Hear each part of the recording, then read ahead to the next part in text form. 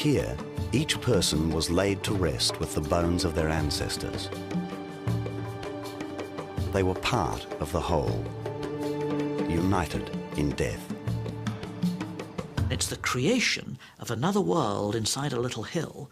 It's almost like fairies, where you bury your ancestors. And the ancestors are in a different world, and often you approach them through a long passage. And this is why these things are often called passage graves or passage tombs. Sometimes the passage is aligned on a shaft of sunlight of the rising sun at a particular time of year, one of the solstices. So these are probably things where rituals take place, particularly at these critical times of year. The ossuaries, the place where the bones are kept, is a separate chamber approached by this long passage.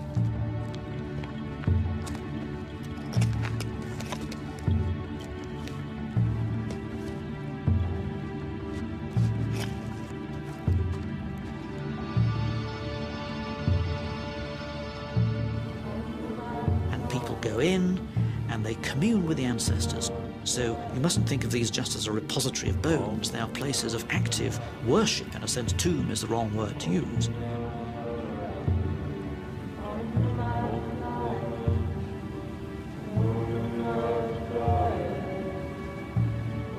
And the rituals, I think, in many cases, are communicating directly with the ancestors, probably by using hallucinatory devices, and in these altered states of consciousness, they thought that they were communicating directly with the spirits of their ancestors. And a very powerful set of circumstances. You're in total darkness at the end of a long tunnel, surrounded by their bones, and getting stoned on whatever it is that you're taking. And this must have been an enormously powerful emotional experience. They were probably using these little braziers with holes in their sides for burning something that you inhaled, and it wasn't just for the nice smell, it was almost certainly something that was a mind-altering substance. To these people, individuality in death didn't matter.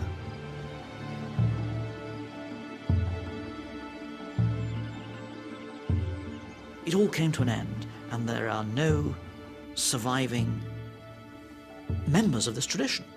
People just don't do it anymore. It was a magnificent experiment, and then it was over.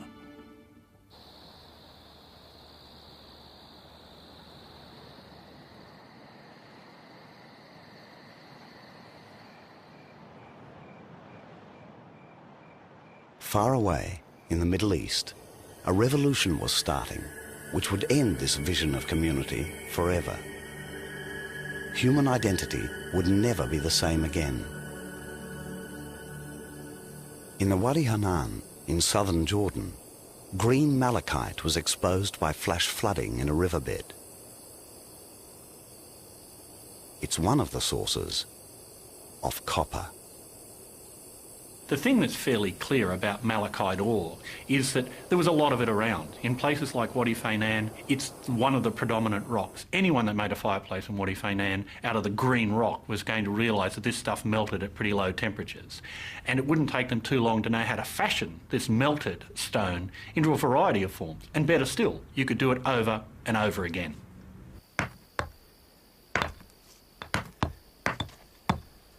The miners were inspired by the colour. They ground it into beads for jewellery without smelting it. But they had customers from the other side of the Dead Sea who wanted huge quantities. They had a monopoly, that is, the people living in the Beersheba Valley, about 150 kilometers from here over there, on metal production, i.e. they would send their miners, their traders over here to procure the ore, to mine the ore, and then put it on the donkeys and sort of schlep it back across the desert to the Beersheba Valley.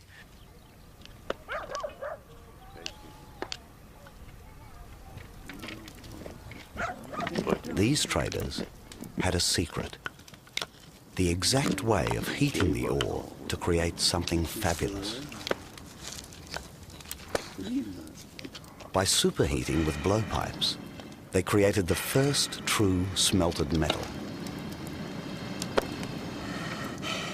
Copper was used to make everything from ornaments to daggers. Not only that, it could be endlessly recast into other shapes. We're actually finding copper objects abandoned, which is very strange. Copper crucibles and the nozzles of bellows, which show us that they're actually making those objects on that site. And they're a long way from any copper. The nearest copper is over in the Wadi Araba in Jordan, yeah? The other side of the Dead Sea and the other side of the Wadi Araba. And there we've got people who are apparently mining and smelting copper.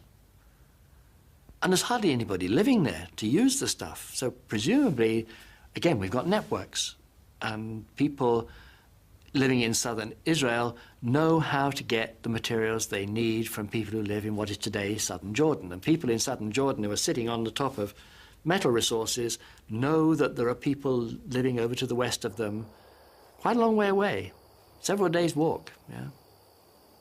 But there's a market, as we would say in terms of our modern economics. They know that there's people over there who want the stuff. Smelted copper was the first metal, and very exotic. It was a prime trade item, and the prime traders were the Rasulians. They loved a chance to show off, and copper could be cast into such wonderful shapes.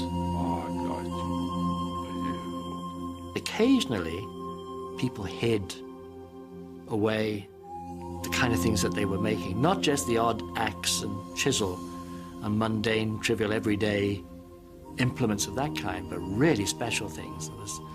There's a couple of sites where we now have the most extraordinary hoards, extraordinary not just in the volume of metal and the quality of the technology, but the quite extraordinary things that they were making. These are not everyday objects. It's impossible to work out what kind of function these objects had. They seem to be emblems and kind of symbolic things which were placed on tops of staffs. And we have them simply because someone wrapped them all up in a reed mat and hid them away in a cave and never got back to collect them. There's something desperate about this hoard. It was dumped in a cave so deep it would be hidden for 6,000 years. Rasul was in trouble. Their powerful neighbors, Egypt and Mesopotamia, had developed massive irrigation schemes of their own. They had their own olives and salt. Suddenly, they ceased trade with Rasul, and this wonderfully complex culture disappeared within 100 years.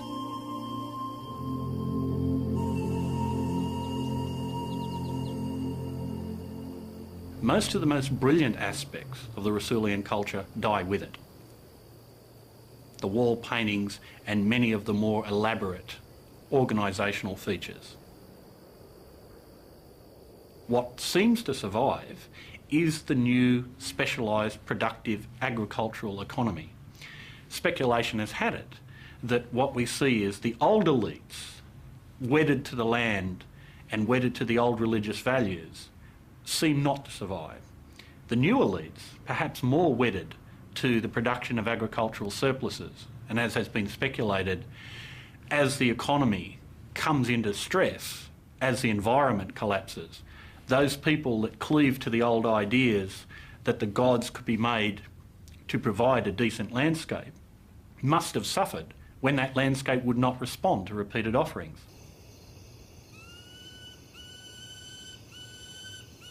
Rasul was one of the first great trading societies. The survivors took their skills outwards, showing how to live by trade rather than farming. It was a dazzling idea, which moved from the Middle East towards Europe.